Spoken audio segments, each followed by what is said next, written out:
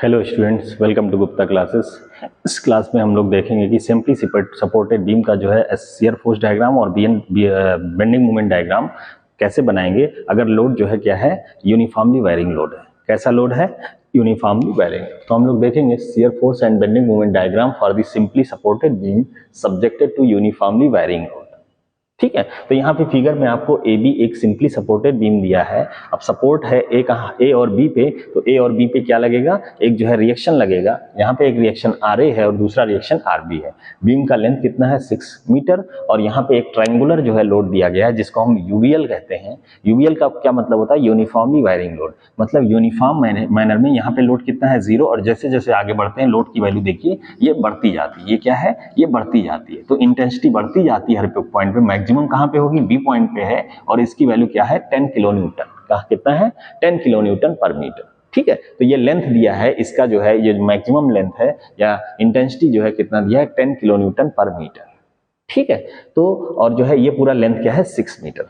आपको मैंने बताया था कि जो है जब भी रिएक्शन फोर्स निकालना है या जो है इसको हमें यूवीएल को पॉइंट लोड में कन्वर्ट करना होता है तो कैसे कन्वर्ट करते हैं और कैसे टोटल लोड हम किस पॉइंट पे लगाते हैं, ये हमने आपको लास्ट टू लास्ट वीडियो में 2-3 वीडियो के पहले हमने बता चुका हूँ। ठीक है, टाइप ऑफ लोडिंग में। ठीक है, तो वहां से आप देखेंगे तो आपको पूरा क्लियर हो जाएगा। ठीक है, यहाँ पे भी मैं डिस्कस कर दूंगा लेकिन शॉर्ट में डिस्कस होगा। अब मैंने आपको पहले ही बता रखा है कि सिंपली सपोर्टेड बीम के केस में हम रिएक्शन को फाइंड करेंगे। तो पहले हम यहाँ पे एक डायग्राम इस तरीके से बना देंगे। तो ये क्या है, आर ए और ये क्या है, आर बी। अब जो है आर ए आर बी कैसे सॉल्व करेंगे, पहले हम इसको पॉइंट लोड में कन्वर्ट करेंगे। तो पहले हमें टोटल लोड निकालना होगा। टोटल लोड क्या होगा, जो एक ट्रायंगल है उसका एरिया अगर निकाल लें तो वही टोटल लोड हो जाएगा। तो ट्रायंगल का बेस देखिए 6 है और हाइट कितना है, 10 है। तो half into base into height करेंगे तो 6 इंटू 10 60 हो जाएगा। इसका हाफ कर देंगे तो 30 हो जाएगा। कितना हो जाएगा, 30 किलो न्यूटन। और 30 किलो न्यूटन का पॉइंट लोड लगेगा, कहाँ पे लगेगा, इस पूरे लेंथ का जो है अगर यहां से देखेंगे 2/3 डिस्टेंस पे और यहां पे से देखेंगे तो 1/3 डिस्टेंस पे। ट्रायंगल के केस में यहां से 1/3 मतलब 6 का 1/3 कितना होगा, 2 मीटर। यहां से 2 मीटर या यहां से 2/3 मतलब 2 इंटू 6/3, ये कितना हो जाएगा, 4 मीटर। तो यहां से 4 मीटर और यहां से 2 मीटर के लेंथ पे, मतलब यहाँ पे कहीं लोड लगेगा। और कितना लगेगा, इस ट्रायंगुलर जो एरिया है उसके बराबर एरिया कितना होगा, 10 इंटू 6/2, ये कितना हो जाएगा, 30 हो जाएगा। कितना, 30 किलो न्यूटन। ये हमने इसमें कन्वर्ट कर लिया। अब हमें जो है क्या निकालना है, हमें जो है रिएक्शन निकालना है। ठीक है, तो हम लिखेंगे movement at A point is equal to 0, मतलब anti clockwise is equal to clockwise movement. यहाँ पे खड़े हो जाएंगे तो एंटी क्लॉकवाइज मूवमेंट क्या आएगा, आर बी मल्टीप्लाइड बाई ये पूरा डिस्टेंस कितना है, 6। तो 6 इज इक्वल टू क्लॉकवाइज कहाँ से आएगा, 30 से आएगा। 30 मल्टीप्लाइड बाई ये डिस्टेंस कितना है, ये 4 है और ये कितना है, 2 है। तो यहाँ से 4 हो जाएगा तो 4 यहाँ लिख देंगे। तो आर बी कितना हो जाएगा, आर बी हो जाएगा 20 हो जाएगा। और आर ए कितना हो जाएगा, आर ए हो जाएगा 30 minus 20, 30 minus 20 is equal to 10 kilo newton हो जाएगा। तो यहाँ से हम आर ए आर बी की वैल्यू यहाँ पे लिख देंगे। आर ए की वैल्यू जो आई है वो कितनी है, 10 किलो न्यूटन। और जो है आर बी की वैल्यू कितनी आई है, यहाँ पे हम लिख सकते हैं 20 किलो न्यूटन। तो ये जो हमने काम किया है ये केवल रिएक्शन को फाइंड करने के लिए। अब हम कैलकुलेशन करेंगे जो है शियर फोर्स और बेंडिंग मोमेंट डायग्राम को जो है बनाने के लिए। तो आइए इसको हम इरेज कर देते हैं। इसको आप रफ में भी कर सकते हैं ये कैलकुलेशन रिएक्शन, क्योंकि रिएक्शन आपने पहले भी आप सीख चुके हैं कि कैसे निकालना है, राइट। तो आइए देखते हैं। अब हम बनाएंगे क्या, शियर फोर्स डायग्राम। तो शियर फोर्स डायग्राम जो है आप हमेशा जो है इसी के नीचे ही ड्रॉ करेंगे, आप इसी के जस्ट नीचे ही ड्रॉ करेंगे। ठीक है, तो आइए देखते हैं।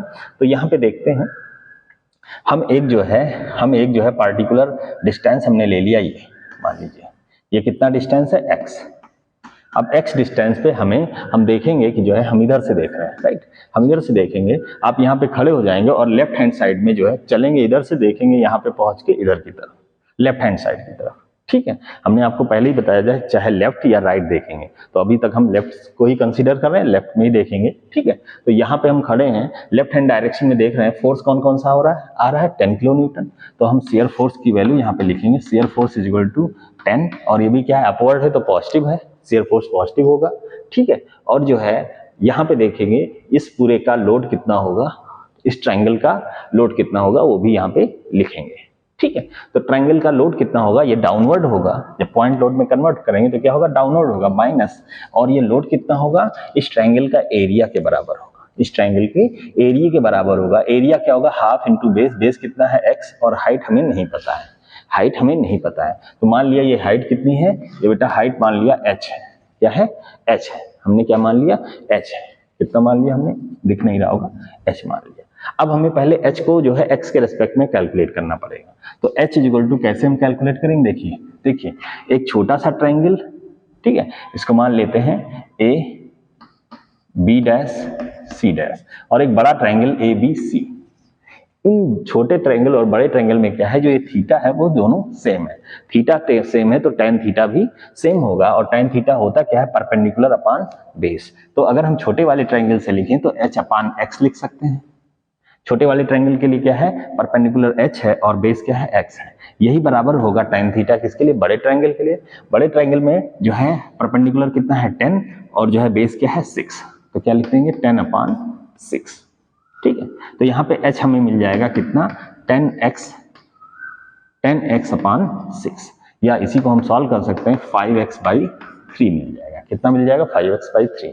तो अब जो है यहाँ पे शियर फोर्स में हम उसका एरिया क्या लिख सकते हैं, हाफ इंटू बेस, बेस कितना है x, इंटू हाइट, हाइट कितना है 5x/3, 5x/3। तो ये क्या हो गया, शियर फोर्स हो गया, ये क्या हो गया, शियर फोर्स। और ये जो छोटा सा लिखा है ये क्या है, उस छोटे से ट्रायंगल का लोड है, छोटे से ट्रायंगल का क्या है, ये लोड है, ठीक है। अब हमने ये सॉल्व कर लिया शियर फोर्स का एक्सप्रेशन, अब इसको हम इरेज कर देते हैं, क्योंकि ये हमने सॉल्व कर लिया है। कैसे सॉल्व किया, tan थीटा इक्वल करके, ये आपको आना चाहिए। अब इसको थोड़ा सही से हम लिख लें तो ये कितना हो जाएगा, shear force equal to 10 minus, यहाँ पे देखिए 5x, x कितना हो जाएगा 5x² अपॉन 3 2 6 हो जाएगा। अब अगर हमें शियर फोर्स निकालना है ए पॉइंट पे, तो x बराबर कितना रख देंगे, 0 रख देंगे।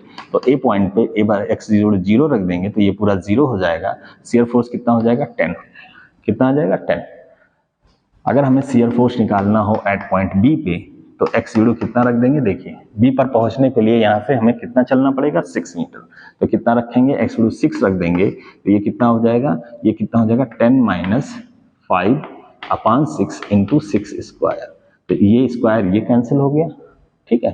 तो यहाँ से हमें जो कैलकुलेशन आई है शियर फोर्स एट बी, ये कितना आएगा, ये आ जाएगा 10 माइनस 5 6 30, ठीक है। ये 30 कैसे आएगा, ये जो है यहाँ से आएगा, जब हम शियर फोर्स एट बी पे लिखेंगे तो क्या हो जाएगा 10 माइनस 5/6 इंटू 6 स्क्वायर। तो यहाँ से कैंसिल होगा, तो 10 माइनस 30 ये कितना हो जाएगा -20, कितना हो जाएगा -20 हो जाएगा, दिख नहीं रहा होगा -20, ठीक है, ये दिख रहा है। तो -20 आ रहा है, मतलब ए पॉइंट पे कितना है, ए पॉइंट पे शियर फोर्स कितना है, ए पॉइंट पे शियर फोर्स क्या है 10, और वो भी क्या है पॉजिटिव। तो 10 हमने ऊपर की तरफ लिख दिया यहाँ पे, ये 10, और यहाँ पे क्या है 20 क्या है नीचे की तरफ। तो हमने यहाँ पे ये वैल्यू कितना माइनस है, इसलिए 20 है। तो यहाँ से यहाँ तक हमें मिलाना है लाइन को, कैसे मिलाएंगे तो हम देखेंगे यहाँ पे ये कैसा जो है इक्वेशन कैसा है। देखिए इक्वेशन क्या है, पैराबोला का इक्वेशन है। कैसा इक्वेशन है, ये पैराबोला का इक्वेशन है। तो पैराबोला का इक्वेशन है तो हम क्या बनाएंगे, कर्व बनाएंगे, लाइन नहीं बनाएंगे। अगर यहाँ क्वाड्रेटिक नहीं होता, केवल x होता तो हम लाइन बना देते। यहाँ पे क्या है, पैराबोला का एक्सप्रेशन है, तो हम आसानी से इसको हम कैसे बनाएंगे, हम जो है इसको हम कैसे बनाएंगे, देखिए ध्यान से कैसे बनाएंगे, ऐसे, ठीक है। हम कैसे बनाएंगे, इस तरीके से बनाएंगे। शियर फोर्स की वैल्यू क्या बनाएंगे, इस तरीके से बनाएंगे, ठीक है। तो यहाँ पे कैसे बनेगा, देखिए ध्यान से, इस तरीके से बनेगा, ठीक है। तो ये क्या है, शियर फोर्स डायग्राम, यहाँ पॉजिटिव होगा इस ड्यूरेशन में, और यहाँ पे क्या होगा, निगेटिव होगा, ठीक है। तो एक जगह ऐसा भी होगा जहाँ शियर फोर्स 0 होगा। तो शियर फोर्स 0 कहाँ होगा, हम इसकी वैल्यू कैलकुलेट करते हैं।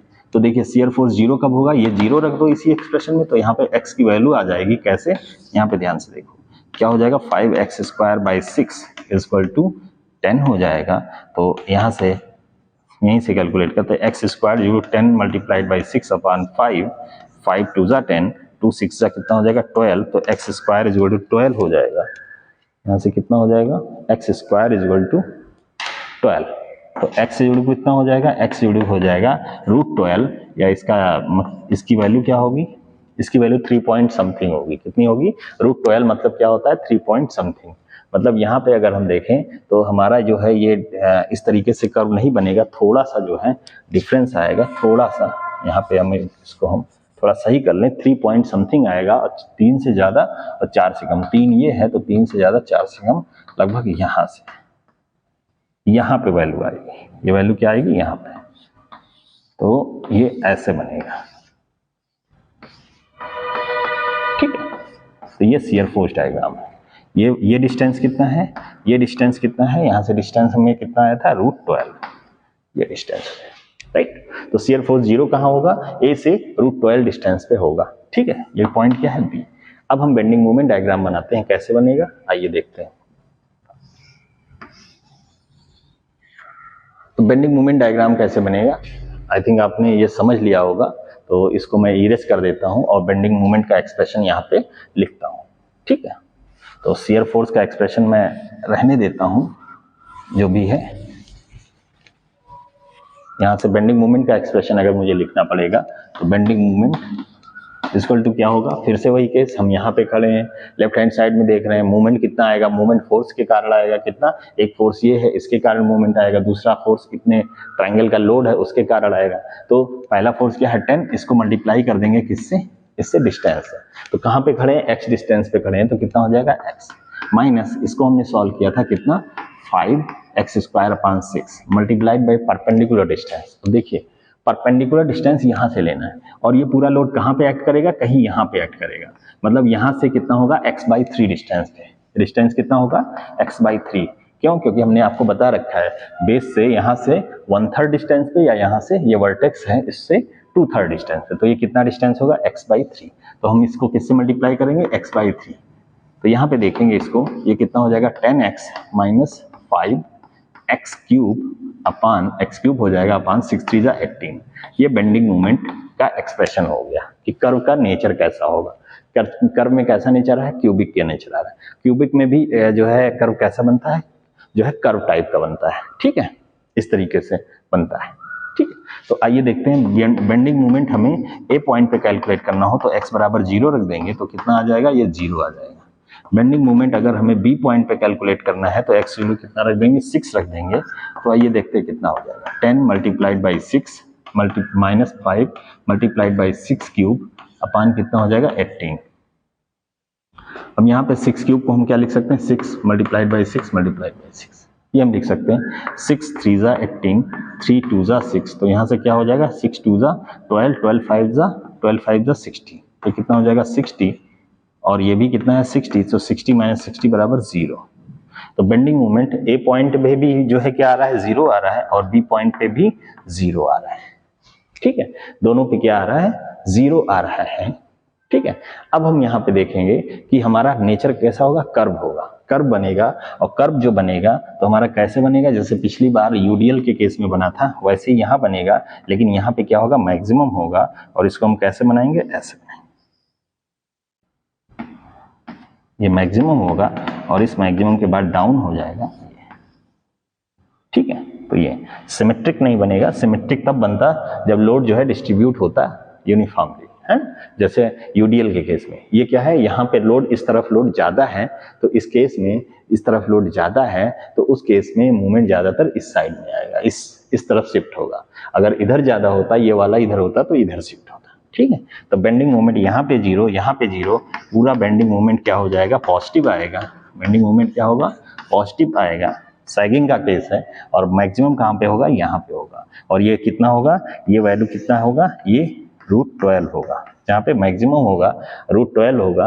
अगर यहाँ पे निकालना है वैल्यू बेंडिंग मोमेंट की वैल्यू तो यहाँ पे √12 रख देंगे, हमें आसानी से मिल जाएगा। कितना रख देंगे, √12 रख देंगे। तो अगर हम देखें बेंडिंग मोमेंट कितना है तो √12 जस्ट रख दें, 10 multiplied by √12 minus 5 multiplied by 12 upon 18, ये कितना आ जाएगा 23.09। ये पॉइंट कितना आ रहा है 23.09 किलो न्यूटन मीटर, ये आ रहा है। ठीक है, तो शेयर फोर्स 0 है, वहां पे बेंडिंग मोमेंट मैक्सिमम होगा और कितना होगा 23.09 किलो न्यूटन, राइट। तो आई थिंक आपको ये शेयर फोर्स डायग्राम और बेंडिंग मोमेंट डायग्राम यूवीएल के लिए भी आपको समझ में आ गया होगा। ठीक है, एक बार देख लीजिए, कहीं अगर कोई समस्या हो तो आप लोग कमेंट कर सकते हैं, कमेंट में मैं आंसर आपको दूंगा, इसका एक्सप्लेनेशन दूंगा। तो मेन काम आपका क्या है, ये एक्सप्रेशंस को बनाना है। एक्सप्रेशन बनाने के लिए क्या करेंगे, आप जो है फ्री इंड से आसानी से आगे बढ़ेंगे, यहाँ पे खड़े होंगे, कोई भी डिस्टेंस यहाँ पे खड़े हो जाइए, यहाँ पे खड़े होकर हम लेफ्ट हैंड साइड में देखेंगे कि फोर्स कौन कौन सा लग रहा है। अगर हम लेफ्ट हैंड देख रहे हैं अपने इधर लेफ्ट हैंड साइड में अपवर्ड फोर्स है, तो शियर फोर्स में इसको हम पॉजिटिव लेंगे, और ये लोड जो लग रहा है, लोड क्या है ऊपर रखा हुआ है, तो उसका जो है लोड किधर लगेगा, डाउनवर्ड फोर्स लगेगा, तो डाउनवर्ड को हम क्या लेंगे, निगेटिव लेंगे, तो उसको निगेटिव के साथ लिखेंगे। ये ध्यान रखना है आपको। और कैसे पॉइंट लोड में कन्वर्ट करना है वो भी हमने आपको बता दिया। नहीं आपको समझ में आया तो लास्ट वीडियोस आप देख लीजिए, 2-3 वीडियो, उसमें आपको क्लियर होगा। तो थैंक यू बच्चों वेरी मच।